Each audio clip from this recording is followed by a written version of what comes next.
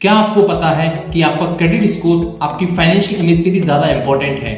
बात करेंगे credit score आखिर क्या होता है, इसको कैसे इंक्रीज किया जाता है और क्यों क्रेडिट स्कोर पर बैंक या फिर एनबीएफसी इतना बिलीव या फिर भरोसा करते हैं। चलिए सीधे टॉपिक पर चलते हैं। What is credit score? Credit score 3 digit का नंबर होता है जो 300 से 900 के बीच में वेरी करता है। ये नंबर बताता है कि आप अपने लोन्स, क्रेडिट कार्ड का पेमेंट टाइम पर रिपे कर रहे हैं। क्रेडिट स्कोर जितना ज्यादा तो बैंक इसे कम रिस्क मानते हैं और क्रेडिट स्कोर जितना कम तो बैंक इसे हाई रिस्क की जोन में रखते हैं। बैंक या फिर एनबीएफसी आपका क्रेडिट स्कोर देखकर ही ये चेक करते हैं कि आप लोन के लिए कैपेबल हो या फिर नहीं।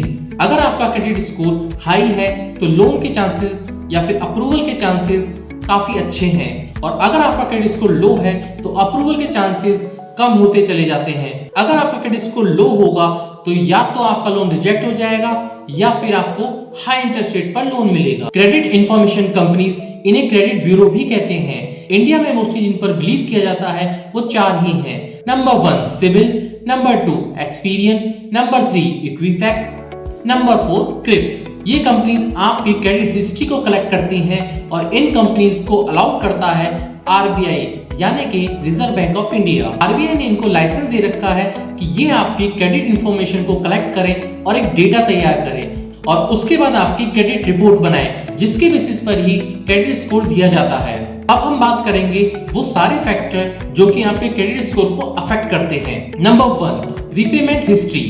अगर आपका रीपेमेंट हिस्ट्री पुराना है और आप रेगुलरली पे कर रहे हो, किसी भी तरह का डिफॉल्ट नहीं है या फिर किसी भी तरह की डीपीडीज नहीं है तो आपका क्रेडिट स्कोर धीरे धीरे इंक्रीज होता रहता है और 900 की तरफ जाता है। और अगर यदि आपका लेट पेमेंट है, डिफॉल्ट है या फिर राइट ऑफ किए गए हैं या फिर सेटल्ड किए गए हैं किसी भी तरह के लोन तो आपका क्रेडिट स्कोर नीचे गिरता रहता है। नंबर 2 क्रेडिट यूजेज या फिर यूटिलाइजेशन।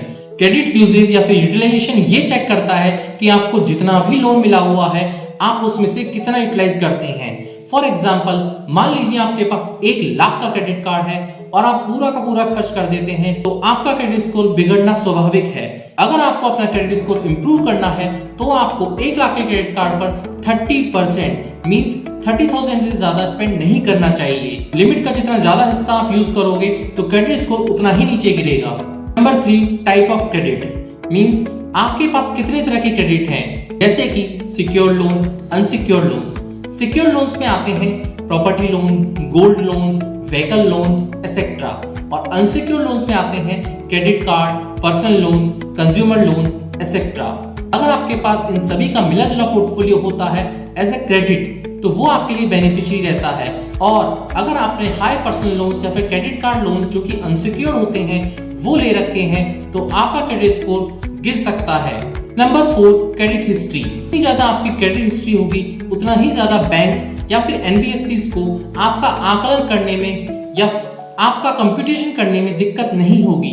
इसीलिए जो आपके ओल्ड क्रेडिट कार्ड होते हैं उनको आप बिल्कुल भी क्लोज मत कीजिए और नए क्रेडिट कार्ड आप लेने का सोचिए मत। जितने ज्यादा पुराने आपके लोन्स उतनी बेटर क्रेडिट हिस्ट्री।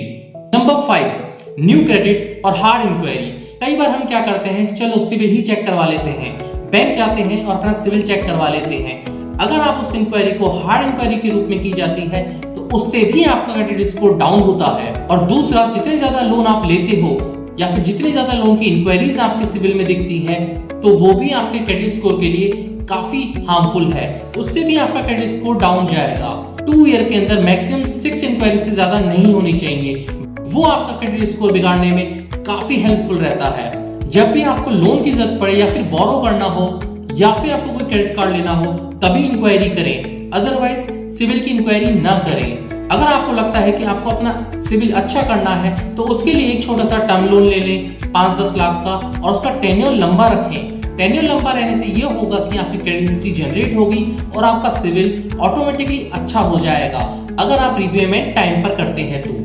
और अगर आप रीपेमेंट टाइम पर नहीं करेंगे तो बट ऑब्वियस आपका क्रेडिट स्कोर बिगड़ेगा ही बिगड़ेगा। आशा करता हूं आज का वीडियो आपको इंफॉर्मेटिव लगा होगा और इसी प्रकार के पर्सनल फाइनेंस से रिलेटेड वीडियो को इजी लैंग्वेज में समझने के लिए मुझे सब्सक्राइब करना मत भूलिएगा। अगर आपको ये वीडियो पसंद आया हो तो वीडियो को लाइक करें, शेयर करें और कमेंट बॉक्स में जरूर बताएं कि आपका क्रेडिट स्कोर कितना है।